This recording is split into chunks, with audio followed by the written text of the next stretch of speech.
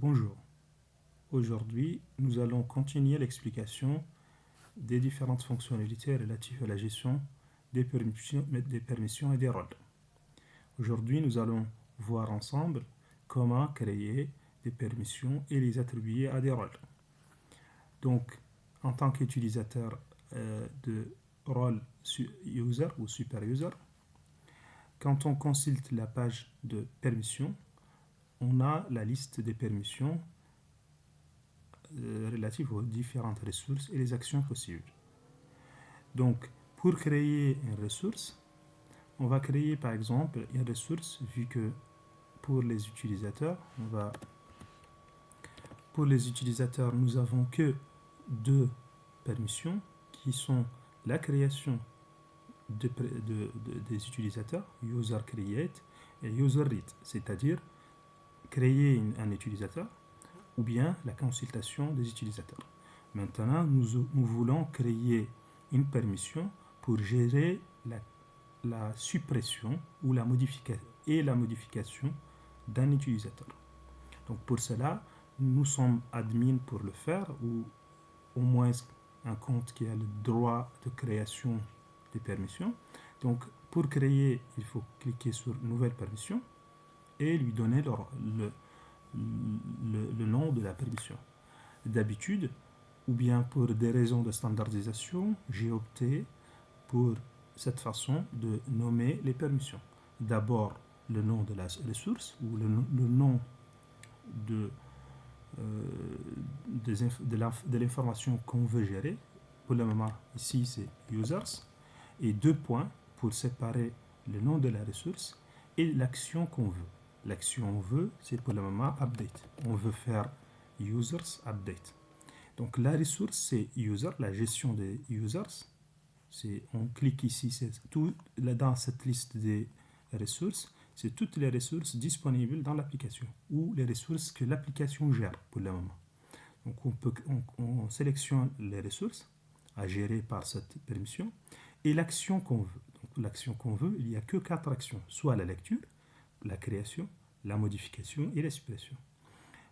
Dans cette permission, nous voulons gérer la modification. Donc, tout simplement, le nom de l'application et les deux options ils doivent être cohérents. Users, c'est pour ressources.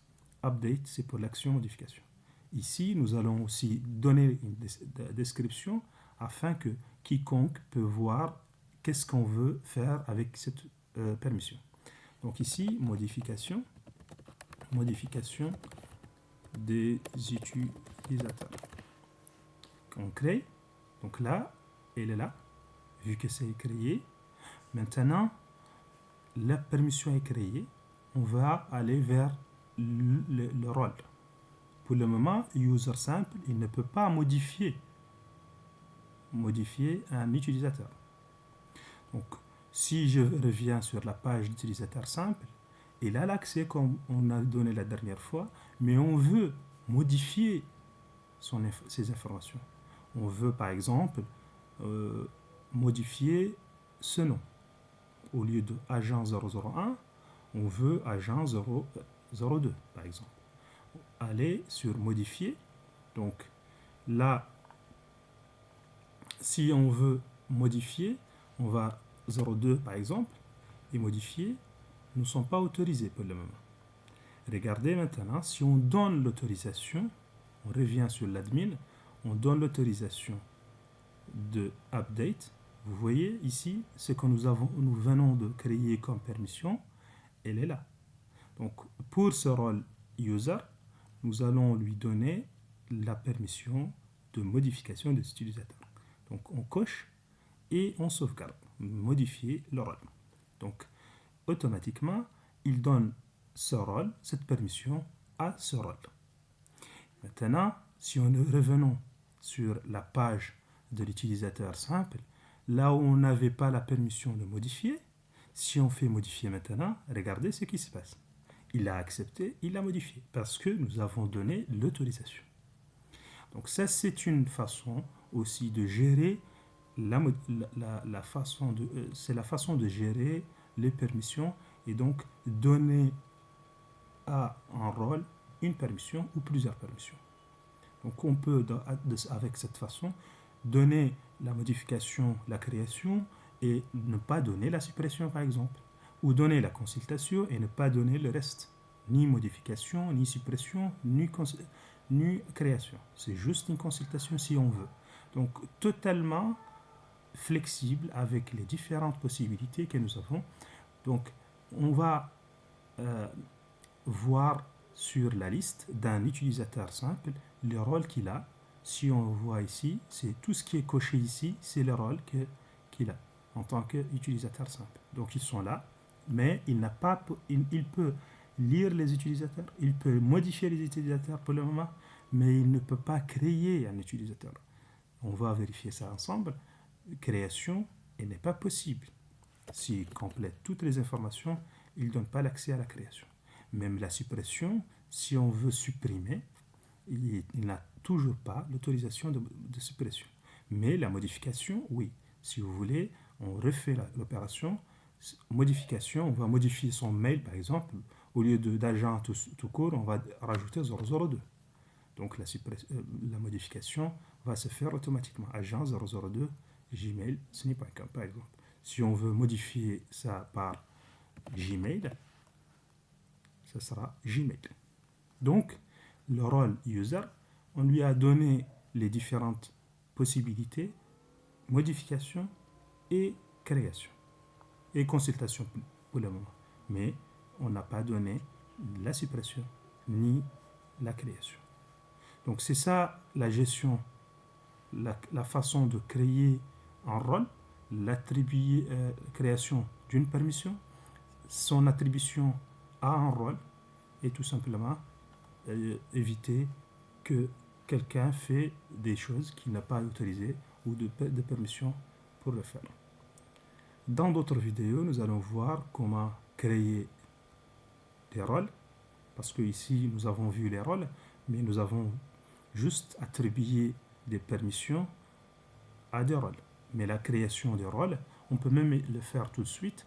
Pour un rôle quiconque, on va essayer de faire un nouveau rôle. C'est l'administrateur qui a le droit de le faire, ou on peut donner l'autorisation à quelqu'un pour créer des rôles, par exemple. Tout est flexible ici, c'est juste, l'application doit gérer tout.